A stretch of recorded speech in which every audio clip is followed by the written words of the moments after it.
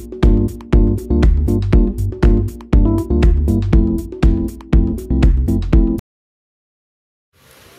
everyone! Ngayon ito ang ating lesson 2 ng Korean alphabet natin.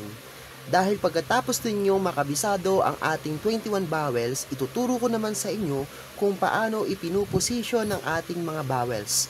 First, hahatiin natin sa tatlong division ng ating mga vowels. Nariyan ang vertical vowel, horizontal vowel, at combined vowel. Okay, so first division, ito ang ating mga vertical vowel. Tandaan, ang ating vertical vowel ay nakatayo na guhit o linya po. Okay po? Nakatayo na guhit o linya. Okay? I, a, ya, o, yo, e, ye, ye. Okay? Vertical vowel. Ang vertical vowel ay laging ipinuposisyon o inilalagay sa kanang bahagi ng ating consonant. Halimbawa, vertical vowel na i, a, ya, o, yo, e, at ye.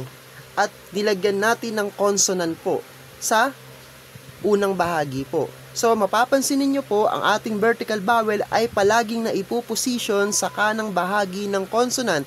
Ito ang kanang bahagi at ito ang ating consonant.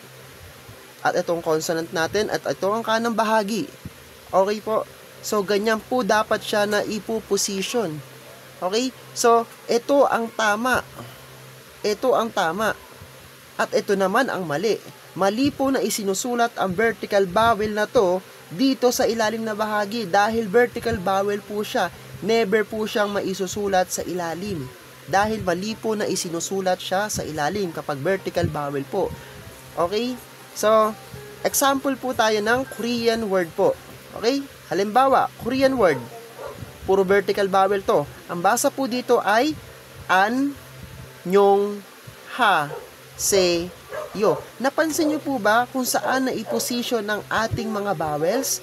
Nasa kanang bahagi siya na iposisyon ng ating consonant. So, mapapansin nyo, wala po yan sa ilalim. Dahil mali nga daw po na isinusulat yan yung ating vertical vowel sa ilalim na bahagi. So, napansin nyo po ba ito? Isa po yung horizontal vowel dahil ang mga horizontal vowel natin ay ipinuposisyon sa ilalim ng ating consonant. Okay? So, take note guys. Take note.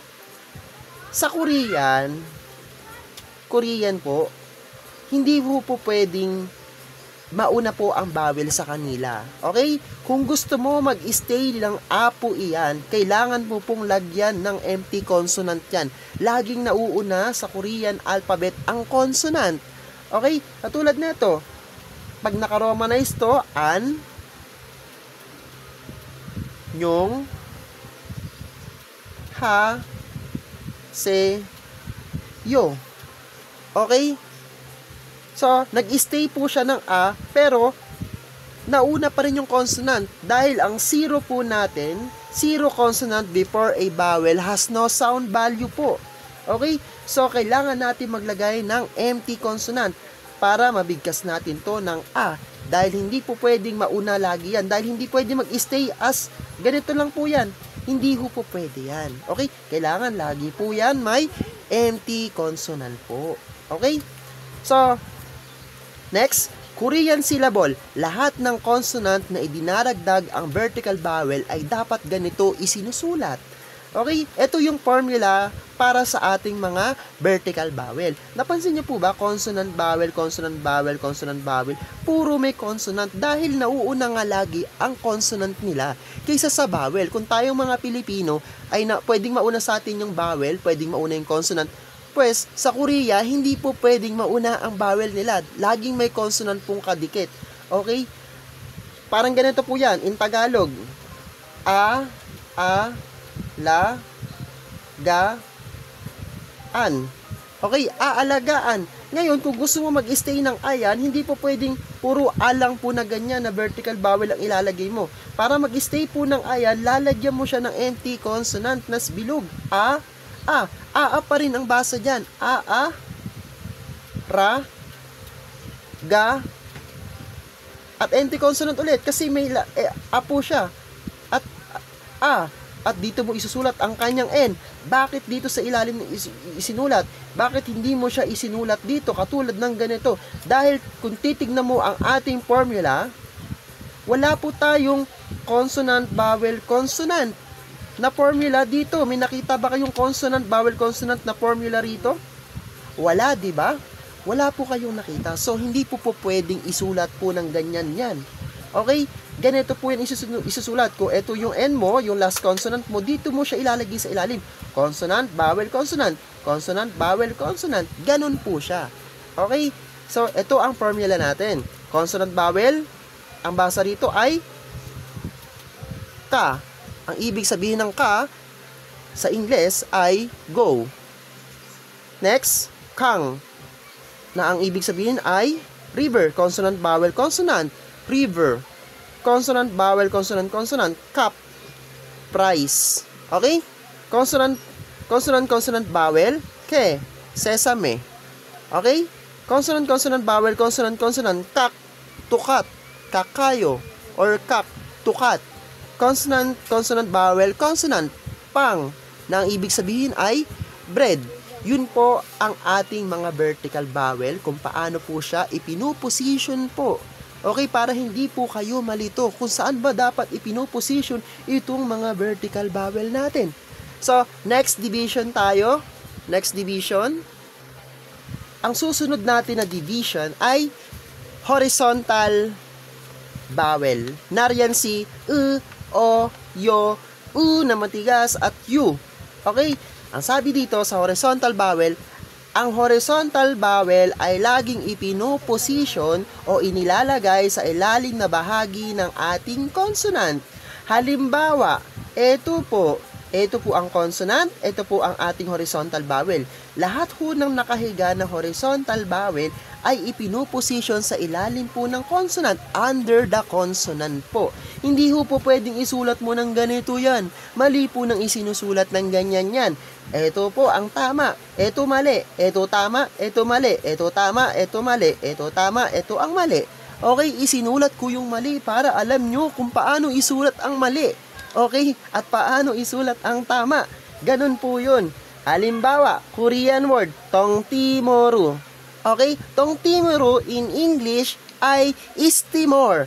Horizontal vowel, may nakita kayo mga araw. Diba? Saan siya na position? Under the consonant po iyan na i-position. Under the consonant po yan ina-i-position. Lagi naka-position sa ilalim ng consonant. Korean syllable. Halimbawa, lahat ng consonant na idinaragdag ang horizontal vowel ay dapat ganito isinusulat. Okay? So, ito ang formula natin para sa horizontal vowel. Okay? So, consonant vowel, ang basa ay ko. Ko.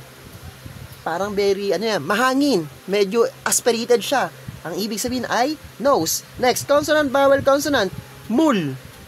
Na ang ibig sabihin ay water.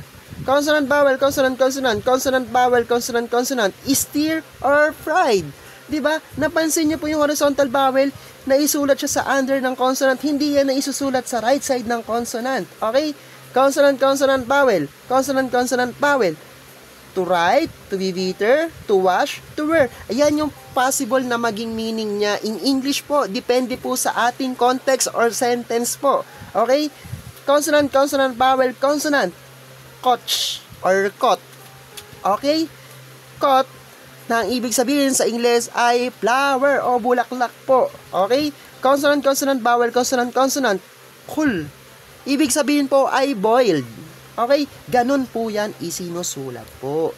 Okay? Katulad ng topic natin. An, nyong, ha, se, yo. Napansin nyo po ba ito? Vertical vowel, vertical vowel, vertical vowel, vertical vowel. Pero pagdating po dito, horizontal vowel, saan siya na-position? Sa under ng consonant po. Ganun po siya. So, isusunod ko naman po ay ang ating third division na po. Okay, third division po. Ito po si uy, si wa, si we, si uwe, at wi. Sa mga beginner po dyan, madalas na pagbabaligtad natin si uwe at si wi. Ang literal na wi ay yung una nakabaligtad. At ang uwe naman, ito po ang ating uwe. At next ay si wo at si we. Okay, ganun po siya ha. Combined vowel. Ang combined vowel ay laging ipinuposition sa ilalim at kanan na bahagi ng ating consonant.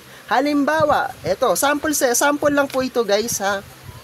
So wala tong exact translation in English po. Okay? Qui, noa, twe, rue, mui, po, swe. Okay? Ganun po siya. Nakita niyo po ba kung paano pinuposition ang ating combined vowel? In between, andito yung consonant, nandito sa under, nandito po siya sa right side ng consonant. Ganon po siya ipinuposition. Yan po ang tama. Okay, halimbawa, Korean word, wesawon, wesawon, wesawon, eto si H, wesawon. Combined vowel, may arrow. Saan na i-position ang combined vowel? In between po. Under and to the right side of consonant. Under and to the right side of consonant. Tama. Next, Korean syllable. Lahat ng consonant na idinaragdag ang combined vowel ay dapat ganito isinusulat. Okay? Example, we on top. Okay? We on top. On top. Next, consonant, vowel, consonant. One. Nakita nyo ba? Consonant, vowel, consonant, vowel, consonant. Money in Korean. Next, consonant, vowel. Kwe. Fairly or quietly. Ganon po siya. Ha? Ganon po yan. Isinusulat po. So, ngayon, tapos ko na ituro sa inyo kung paano dapat ipinuposition ang ating mga vowel. Kung nagustuhan nyo ang aking video, maaaring pakisagutan ng aking activity na ginawa para sa inyo nang sa gayon ay malaman ko kung may natutunan ba kayo sa aking lesson. Maraming salamat guys. Huwag kalimutan mag-subscribe and like sa aking video. Maraming salamat.